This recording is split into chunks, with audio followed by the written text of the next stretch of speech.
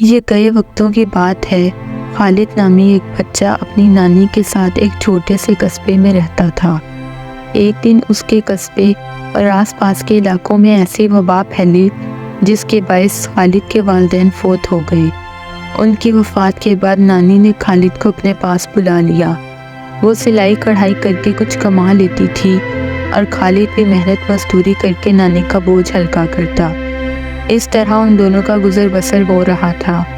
وقت گزرتا رہا، اب نانی بوڑھی اور اس کی نظر بھی کمزور ہو گئی تھی، پھر بھی وہ کھانا پکانا اور گھر کے چھوٹے موٹے کام کر لیتی تھی۔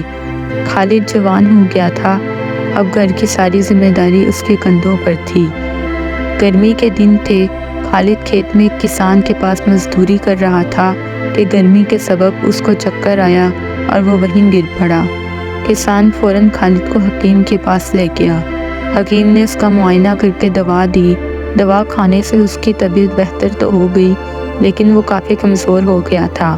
حکیم نے مشورہ دیا کہ خالد ایک ماہ تک کوئی محنت مشقت والا کام نہ کرے۔ گھر میں رکھا ہوا اناج اور پیسے بھی آہستہ آہستہ ختم ہو رہے تھے۔ خوراک نہ ملنے پر خالد کا پالتو کتا اور بلی بھی کمزور ہو گئے تھے۔ ایک دن ایک فقیر نے خالد کے گھر باہر صدا دی کہ میرے بچے بھوکے ہیں، کچھ کھانے کو دے دو۔ خالد کی نانی اماں نے گھر میں جو کچھ کھانے پینے کو تھا سب فقیر کو دے دیا۔ اب ان کے پاس اپنے کھانے کو کچھ نہیں تھا۔ ایسے میں بیماری کے باوجود خالد مزدوری کرنے گھر سے نکلا، لیکن کہیں بھی اسے کوئی کام نہ ملا۔ وہ مایوس ہو کر گھر آ گیا۔ دوپہر کو اچانک کسی نے دروازہ کھٹکھٹایا۔ نانی اماں دروازے پر گئی تو دیکھا کہ سامنے ایک درویش بابا کھڑا ہے۔ اس نے کہا، محترم خاتون، تم ایک نیک اور فراخ دل کی مالک ہو۔ میں تمہیں 3 موتی دیتا ہوں۔ جب بھی تم کو یا تمہارے نواسے کو بھوک لگے تو ان کو ایک دیگچی میں ڈالنا۔ اس طرح آپ کا پسندیدہ کھانا جو آپ نے اس وقت سوچا ہوگا دیگچی میں آ جائے گا۔ اتنا کہہ کر وہ وہاں سے چلا گیا۔ اندر آ کر نانی اماں نے یہ 3 موتی دیگچی میں ڈالے اور ڈھکن کھولا تو اس میں بکری کے گوشت کا پلاؤ تھا۔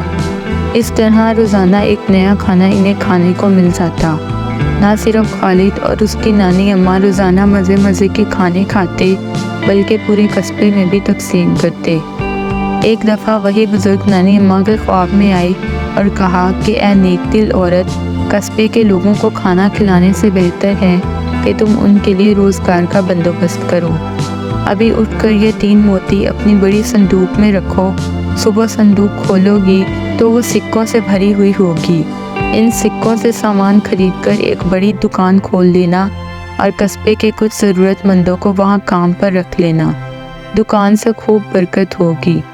اپنے نواسے سے کہنا کہ قصبے میں ایک بڑا کارخانہ لگائے، اس سے لوگوں کو روزگار ملے گا۔ صبح نانی اماں نے خواب خالد کو بتایا۔ دونوں نے کمرے میں جا کر صندوق کھولا تو واقعی وہ سکوں سے بھرا ہوا تھا۔ خالد اسی وقت شہر گیا اور دکان کے لیے بہت سارا سامان خرید کر لے آیا اور قصبے میں ایک دکان کھولی۔ گاؤں کے لوگوں کو دکان پر بٹھایا، یوں ان کو روزگار مل گیا۔ 6 ماہ بعد خالد نے قصبے میں ایک بڑا کارخانہ لگوایا۔ اس طرح پورے قصبے کے بے روزگار لوگوں کو روزگار مل گیا۔ لوگ خوشحال زندگی گزارنے لگے۔ اس کہانی سے ہمیں یہ سبق ملتا ہے کہ حالات سے تنگ آ کر کبھی مایوس نہیں ہونا۔ اللہ سب کی مدد کرتا ہے، بس محنت سے جی نہیں چرانا چاہیے۔